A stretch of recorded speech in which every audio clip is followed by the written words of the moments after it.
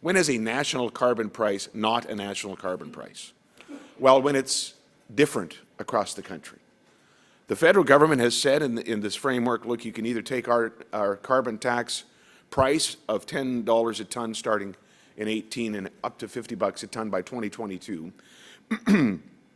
or you can have a sort of an emissions reduction focus and use cap and trade like they are in Ontario and Quebec, and I guess Nova Scotia will do an internal cap and trade program.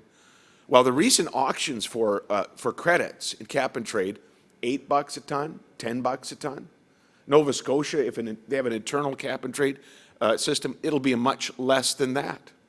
Meanwhile, we won't because we're not signing, but Alberta is going to head up to $50 a ton.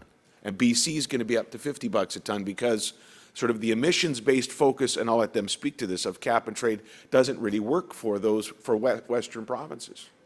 So there will be an imbalance in competitiveness within the country because the size and the number of emitters you have in central Canada allow them to do a cap and trade plan, and that will ensure that carbon has a much, much lower price in central Canada than it does in Western Canada. And I think provinces that have a carbon tax right now are going to, I think they're going to have a problem with that. I read the Globe and Mail today, and I understand exactly where Premier Clark is coming from in that article. We are rushing into this. The 3rd of October was the day the Prime Minister stood unilaterally in the House of Commons and announced all of this.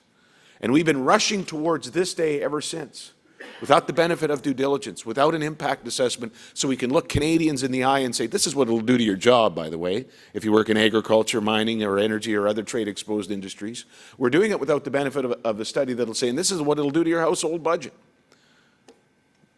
We will not be signing this framework today for those and other reasons.